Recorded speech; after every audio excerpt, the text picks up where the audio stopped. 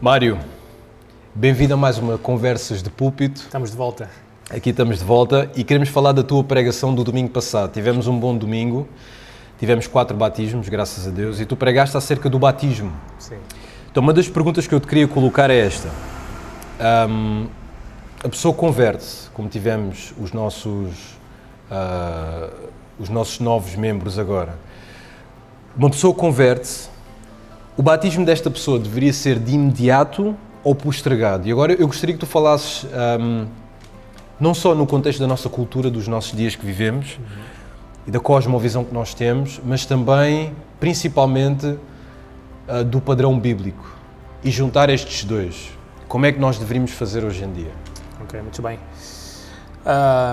Pronto, eu na pregação falei um pouco sobre essa realidade. De uma forma muito sucinta, eu disse que nós vimos a pregação dos apóstolos acontecer e de imediato, como o grande sinal que era o arrependimento, as pessoas eram batizadas para demonstrar que elas foram salvas, que foram perdoadas do seu pecado, que morreram para elas e ressuscitaram para Cristo, ou morreram com Cristo e ressuscitaram com Ele.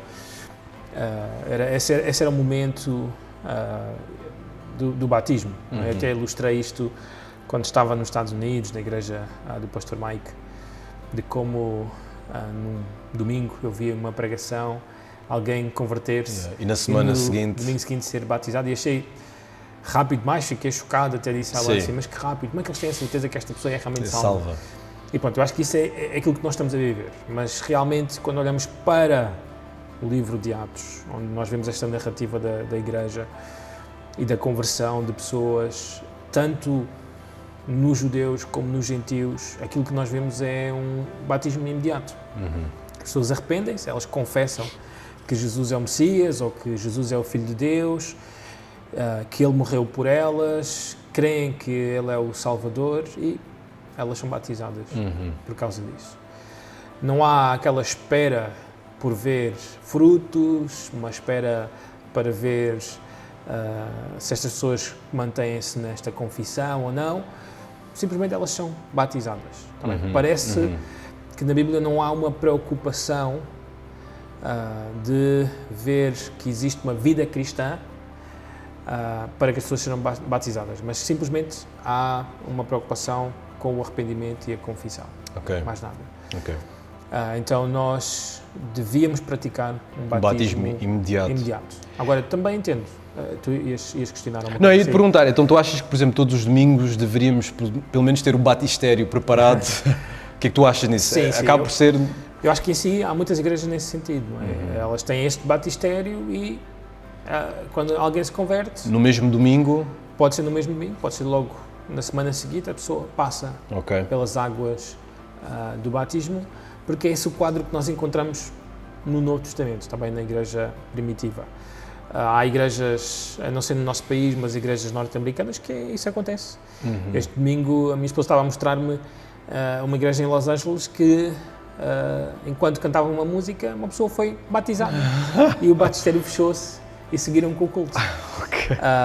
Nós fazemos talvez uma coisa muito mais esplendorosa e paramos para esse momento. Elaboramos mais o Exatamente, evento. mas também por causa da forma como nós vivemos os batismos, não é? E agora falando talvez um pouco mais da nossa realidade e para apresentar as razões pelas quais nós talvez tradamos o batismo, é porque pronto, as pessoas ouvem o Evangelho, muitas confessam crer no Senhor Jesus em algum momento, e nós queremos garantir que a pessoa entendeu, que a pessoa se converteu realmente.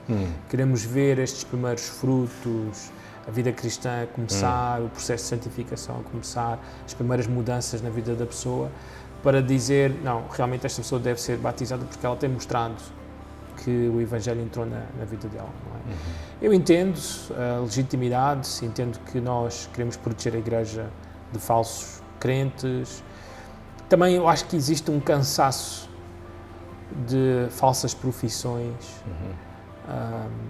Também devemos confessar que muitas vezes o nosso Evangelho não é o Evangelho bíblico. Ok. Por muitos anos a Igreja não tem pregado o Evangelho como deve a ser pregado e as pessoas acabam por crer num evangelho errado. E por isso também não vemos os resultados, não vemos os frutos, não vemos uma vida cristã. Então, por causa de tudo isso, o batismo tardou-se. Às vezes passa 1 ano, passam 2 anos, há casos extremos de mais 5 anos, até a pessoa ser batizada, o que não é bom.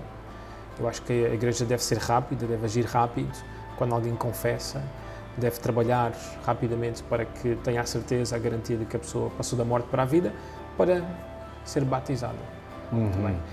Também acho que no nosso contexto, na nossa igreja, há um elemento importante que é, quando a pessoa é batizada e por causa, vamos dizer assim, eu entendo, por causa deste batismo espiritual que acontece quando a pessoa é salva, dela ser imersa, incorporada no corpo de Cristo.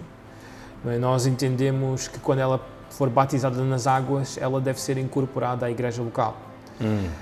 Nós fazemos esta comparação, este paralelismo entre um e o outro, e então a pessoa passa a ser membro da nossa igreja local e como queremos proteger a nossa membresia, queremos garantir que vamos batizar uma pessoa que é genuinamente salva. E então também tardamos o batismo por causa disso. Ok. Mas eu sou apologista do batismo imediato. E que nos libertemos um pouco desta preocupação que a Bíblia não tem de que se a pessoa vai ser ou não genuinamente salva. O que devemos estar preocupados é aquilo que a Bíblia está preocupada, é que há um arrependimento, há uma confissão pública de que a pessoa entendeu o Evangelho. A passagem que o nosso irmão Hernani pregou em Atos capítulo 19, eu acho que dá essa medida que a igreja deve ter. Quando o Paulo prega o Evangelho em Éfeso e Deus faz coisas incríveis ali, no versículo 18, diz: muitos dos que creram vieram confessando e denunciando publicamente as suas próprias obras. Também muitos dos que haviam praticado artes mágicas, reunindo os seus livros e os queimaram diante de todos. Calculados os seus preços, achou-se que montavam 50.000 denários. Assim a palavra do Senhor crescia e prevalecia poderosamente. Ainda que nós não vejamos aqui o batismo a acontecer, acreditamos que por causa desta confissão pública, por causa destes atos, as pessoas foram batizadas. Mostraram também os frutos do arrependimento. E aqui há mesmo práticas, coisas que elas fazem para serem salvas. Às vezes, sei lá, um caso que eu ouvi quando estava na Argentina, muito interessante, de um missionário que pregava nas montanhas no norte da Argentina, ali em Jujuy. Ele pregava o Evangelho, estas pessoas diziam: sim, eu quero o Senhor Jesus Cristo, e ele dizia: antes de receberes o Senhor e seres batizada por isso, vai e tira todos os ídolos que tens aí. Então ele exigia que as pessoas tivessem uma coisa prática para demonstrar o seu arrependimento, para logo serem batizadas. Acho que é uma coisa boa de ser feita, mas às vezes nós não temos necessariamente coisas assim. O que nós temos é a pessoa simplesmente arrepender-se da sua situação e a única coisa que podemos fazer é batizá-la logo. Exato. Nisso. Mas então, se tivermos a possibilidade de tentar ver algum elemento, algum fruto de arrependimento, seria vamos bom? Colocar aqui um caso, eu acho que é bom.